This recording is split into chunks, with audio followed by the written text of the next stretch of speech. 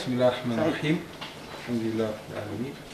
أولا سأعطي تتم التصريح باللغة الفرنسية حول جانب آخر، ثم بعد ذلك سأقدم لك التصريحين باللغة العربية بالنسبة للصحافة الناطقة باللغة العربية حتى نستطيع أن نوصل أكثر. Donc, une partie de la presse algérienne mène une guerre médiatique de nature provocatrice contre le Maroc. On a recensé entre juin 2013 et juin 2014 presque 1605 articles hostiles au Maroc, soit une moyenne de 4 à 5 articles par jour. La presse marocaine est une presse indépendante, libre. Le Maroc, lorsqu'il a l'intention d'exprimer ses positions, il le fait d'une manière claire et directe. Il est normal qu'il y ait des réactions de la part de la presse marocaine vu la campagne menée par certains supports algériens. On a également recensé au cours de la même période près de 600 articles provocateurs au sujet du conflit du Sahara marocain. La campagne médiatique haineuse menée par certains médias algériens s'inscrit dans le cadre des surenchères et reflète une tentative de dissimuler le rôle négatif que joue l'Algérie et qui prend quelquefois un aspect nettement hostile.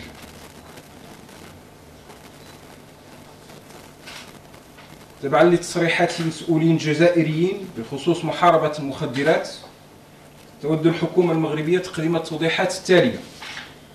أولا، عالج المغرب دوما قضية زراعة القنب الهندي بكل شفافية وحزم دون أي مزايدة عقيمة، ولهذا اتخذت السلطات المغربية خطوات إرادية بتعاون مع مكتب الأمم المتحدة المعني بالمخدرات والجريمة من أجل تقليص المساحات المزروعة وكذا التجار بهذا المخدر. تم في هذا الإطار إجراء دراسة ميدانية مشتركة مع مكتب الأمم المتحدة السالف الذكر مكنت من تقدير المساحات المزروعة بحوالي 134 ألف هكتار، ومنذ ذلك الحين تم بذل جهود كبيرة مكنت من تقليص المساحات المزروعة إلى حوالي 47 ألف هكتار، أي ما يعادل ناقص 65%. وهدفنا على المستوى القريب جدا هو تقليص هذه المساحة إلى أقل من 30 ألف هكتار، وهذه أول مرة يتم التصريح فيها بشكل رسمي بهذا الهدف. بالموازاة مع ذلك مكنت محاربة شبكات التجار بالمخدرات خلال الستة الأشهر الأولى من هذه السنة من حجز أزيد من 100 طن من مخدر الشيرة وتفكيك 98 شبكة للاتجار بالمخدرات. سادسا، أصبحت الجهود المغربية معترف بها ويتم الترحيب بها، ودفعت بدول الجوار الأورو متوسطي إلى الانخراط فيها، مما سهل إحداث مجموعة الأربعة: المغرب، إسبانيا، فرنسا والبرتغال. بينما تلقى جهود المغرب ترحيبا من الشركاء الجهويين والدوليين، يستمر المسؤولون الجزائريون في تفضيل الجدال حول قضية بالأهمية بمكان باعتبارها تهم أمن وصحة الساكنة. والأنكى انخرطت الجزائر منذ مدة في منطقة توجيه اتهامات ممنهجة للمغرب، وهذا غير مفهوم فيما يخص موضوع مكافحة المخدرات، لأن الجزائر هي من تترأس اللجنة الفرعية المكلفة بمكافحة المخدرات التابعة لاتحاد المغرب العربي. وبدلا من السعي إلى الدعوة لاجتماع هذه اللجنة حتى تعمل على توحيد الجهود الجماعية لبلدان المنطقة، لم تتخذ الحكومة الجزائرية أي مبادرة، واختارت بدلا من ذلك نهج سلوك لا يسعى سوى إلى التنقيص من جهود المغرب. وللأسف فإلى حدود الساعة لا يوجد أي اتصال أو لقاء أو تبادل للمعلومات بين المسؤولين الجزائريين والمغاربة، فكيف يمكن إذن في هذه الحالة لبلدين لا يتواصلان بينهما أن يتصديا بفعالية ونجاعة لشبكات إجرامية تنشط على جانبي الحدود.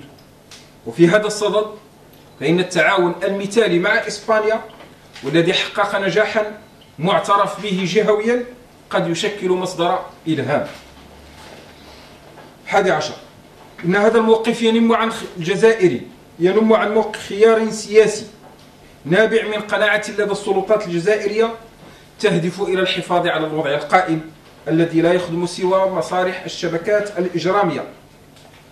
وليس سرا أن تهريب السجائر انطلاقا من الجزائر يبقى هو مصدر التمويل الأساسي للشبكات الإجرامية بما فيها الشبكات الإرهابية التي تنشط بمنطقة الساحل.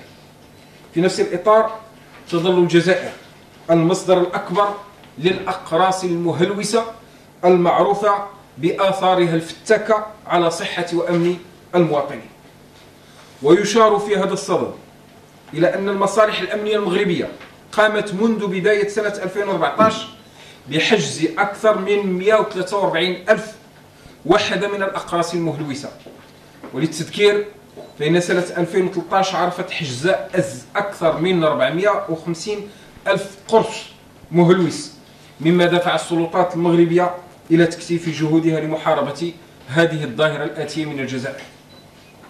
وحيث أن السلطات الجزائرية تعترف حاليا بصفة رسمية بتطور زراعة الأفيون بها، فإننا نأمل من هذا البلد أن يتخذ الإجراءات الضرورية من أجل تفادي اكتساح هذا المخدر للمغرب، كما هو الحال بالنسبة للأقراص المهلوسة. وكما هو معروف فإن هاتين المادتين تعتبران الأكثر خطورة. 11. ندعو السلطات الجزائرية أن تنخرط في نهج بناء يهدف إلى محاربة الجرائم العابرة للحدود، خصوصا الاتجار في المخدرات. في جميع الحالات فإن المغرب كبلد دولة المسؤولة ستبقى منفتحة في منهجيتها للتعامل مع هذه الظاهرة. وكبلد عريق فإن المغرب يطمح إلى العيش في ظل مناخ يتسم بالتفاهم والسلام مع جيرانه، ولن يدخر جهدا في سبيل مد يده نحو كافة الشركاء بالمنطقة دون استثناء، وذلك من أجل العمل سويا على ضمان استتباب الأمن والسكينة لفائدة شعوب المنطقة. ونطمح أن يجد هذا النداء آذانا صاغية لدى المسؤولين الجزائريين. قسم جزء من الصحافة الجزائرية يخوض حربا إعلامية ذات طبيعة استفزازية تجاه المغرب. لقد أحصينا بين يونيو 2013 ويونيو 2014 حوالي ما مجموعه 1605 مقالة معادية للمغرب بمعدل يتراوح بين 4 إلى 5 مقالات يوميا. الصحافة المغربية هي صحافة حرة ومسؤولة، والمغرب عندما يريد أن يعبر عن مواقفه إزاء القضايا المطروحة يعبر عنها بطريقة واضحة ومباشرة ومسؤولة. وفي نفس الوقت من الطبيعي أن ردود الفعل التي تصدر في الصحافة المغربية تبقى طبيعية باعتبار الحملة المعادية التي نراها في بعض الصحف الجزائرية. وفي هذا الصدد في هذه السنة أحصينا حوالي في نفس الفترة أحصينا حوالي 600 مقالة معادية ذات علاقة بقضية الصحراء المغربية، القضية الوطنية للمغاربة. إن هذه الحملة الإعلامية معادية التي يخوضها جزء من الصحافة الجزائرية تنخرط في إطار منطق المزايدة، والذي يعكس محاولات للتغطية على الأدوار السلبية التي يتم القيام بها فيما يتعلق بالقضية الوطنية. وشكرا.